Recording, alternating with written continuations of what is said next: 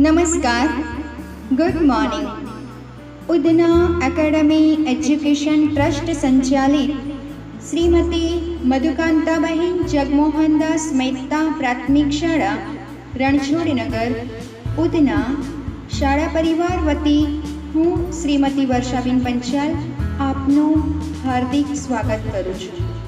विद्यार्थी मित्रों, आज हूँ तमने धोरण 7 विषय हिंदी में कविता 5 हिंद देश के निवासी समझावीश। तो चलिए विद्यार्थी मित्रों, सीखते हैं कविता 5 हिंद देश के निवासी। यानी हिंद देशना निवासी, हिंद देश के निवासी यानी हिंद देशना निवासी। अपना भारत एक निराला देश है।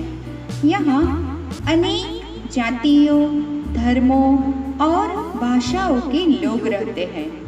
यहाँ प्रकृति के भी अलग अलग रूप पाए जाते हैं।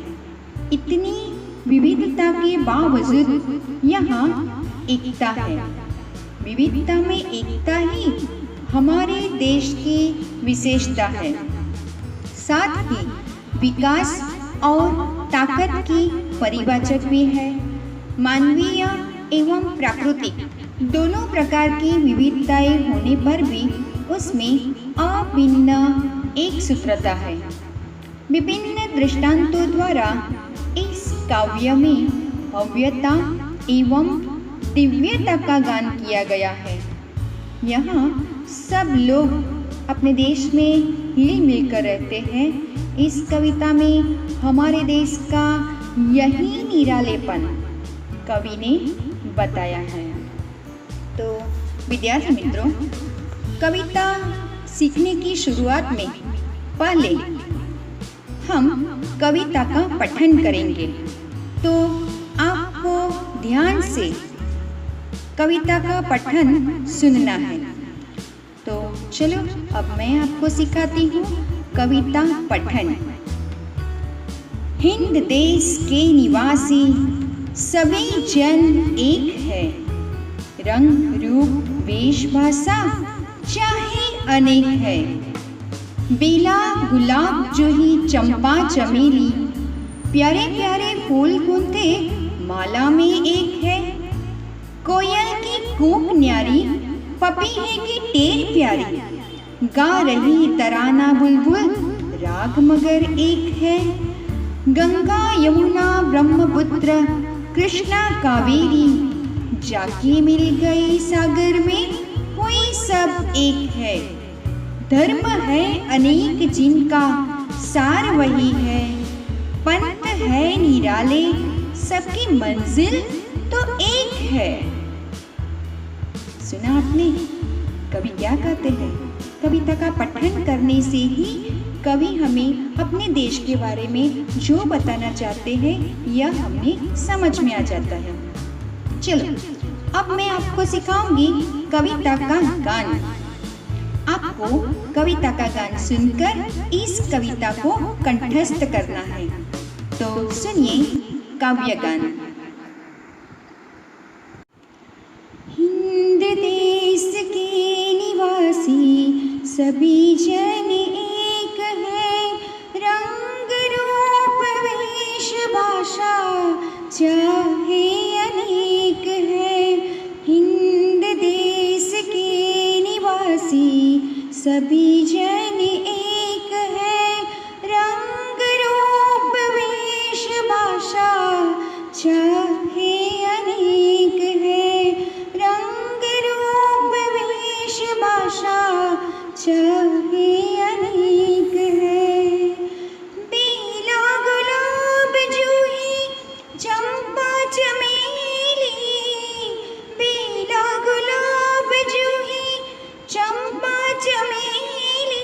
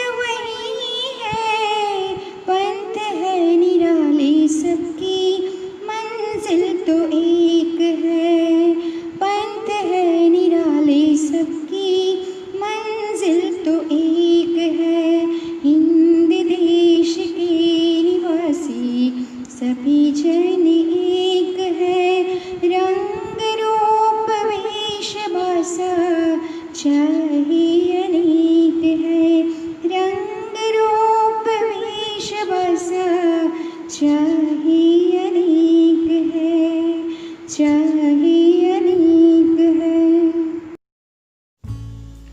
तो चलिए विद्यार्थी मित्रों, अब हम कविता का सरल अर्थ समझेंगे। हिंद देश के निवासी सभी जन एक है, रंग रूप वेश भाषा चाहे अनेक है। हिंद देश, हिंद यानी अपना भारत, निवासी, निवासी यानी रहने वाले, जन यानी व्यक्ति, वेश यानी पहनावा, चाहे यानी भले ही। हिंद देश के निवासी सभी जन एक है, रंग रूप वेश भाषा चाहे अनेक है। कवि कहते हैं कि हमारे भारत देश में रहने वाले सभी लोग एक है, सभी जन यानी सभी लोग एक है।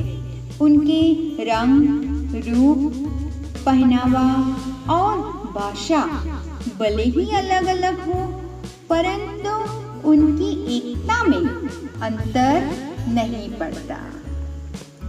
શું કહે છે કવિ? ભારત દેશમાં રહેનારા લોકોના રંગરૂપ, પોશાક અને ભાષાઓ ભલે ભિન્ન ભિન્ન હોય, પરંતુ તે બધા લોકો એક છે। એમની એકતામાં કોઈ ફરક પડતો નથી। बेला गुलाब जूही चंपा चमेली, प्यारे प्यारे फूल गुंथे माला में एक है। बेला, बेला यानी मोगरा, मोगरा का फूल। बेला, गुलाब, जूही, चंपा, चमेली यानी मोगरा, गुलाब, जूही, चंपा, चमेली आदि फूल अलग अलग होते हैं, लेकिन ये सारे प्यारे प्यारे फूल धागे में गूंथकर माला के रूप में एक बन जाते हैं।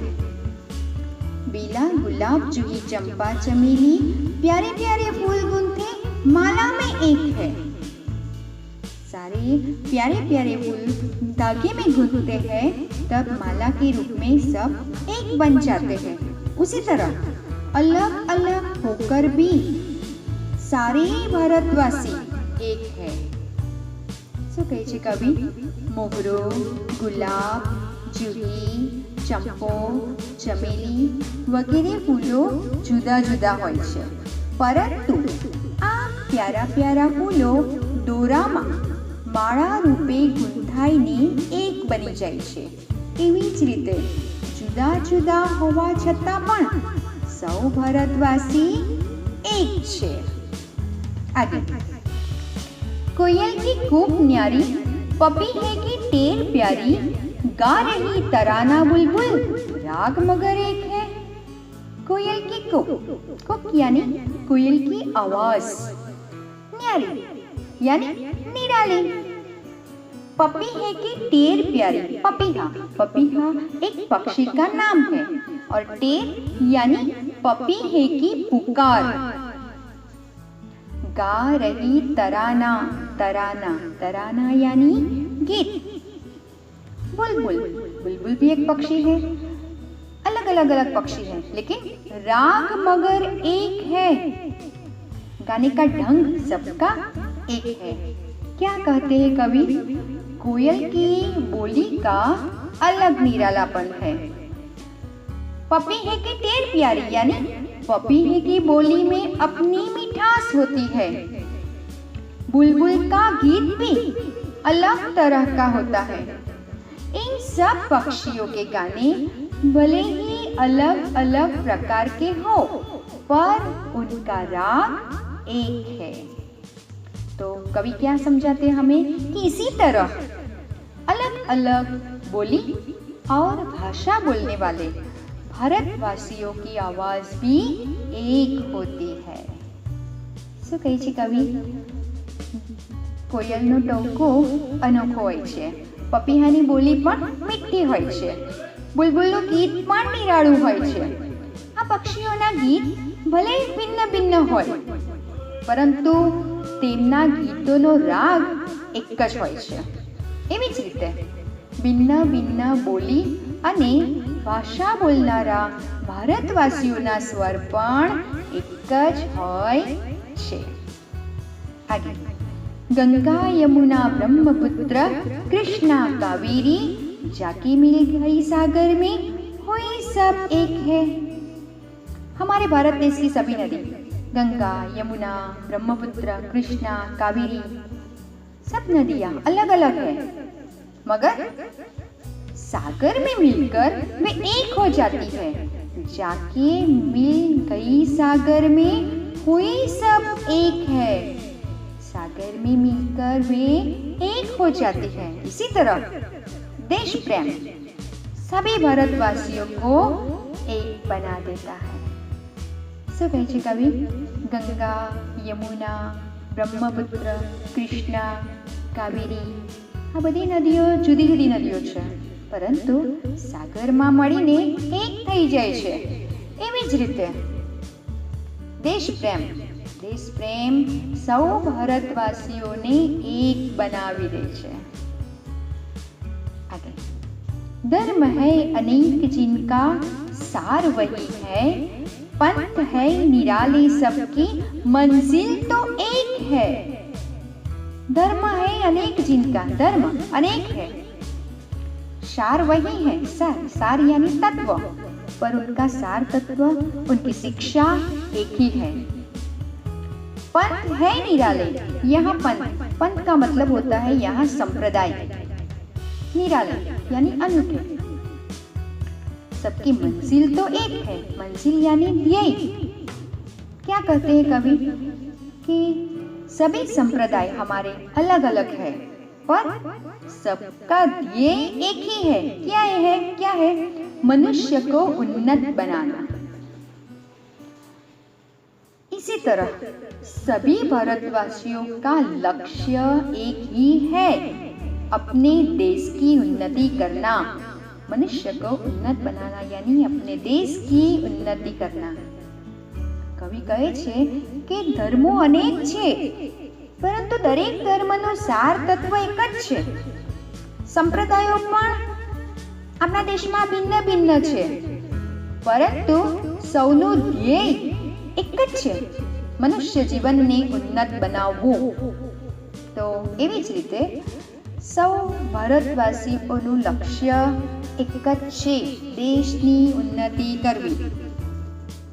હિન્દ દેશના રહેવાવાળા સૌ હિન્દવાસીઓ આવું કહે છે કે અમે અમારા દેશની ઉન્નતિ કરવી એ જ અમારું લક્ષ્ય છે.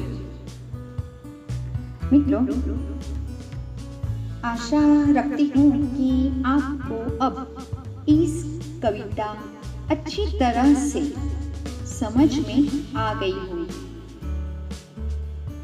अब हम कविता के शब्दार्थ देखेंगे. तो शब्दार्थ है को यानी कोयल की आवाज, पपीहा एक पक्षी का नाम,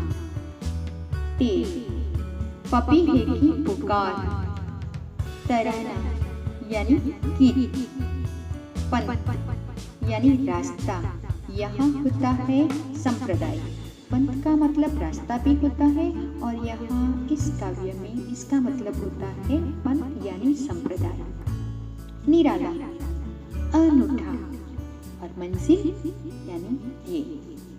विद्यार्थी मित्रों, आपको गृह कार्य में इस कविता को सुंदर अक्षरों में अपनी कॉपी में लिखना है और उसे कंठस्थ करना है, और उसके नीचे दिए हुए शब्दार्थ भी एक बार लिखने हैं.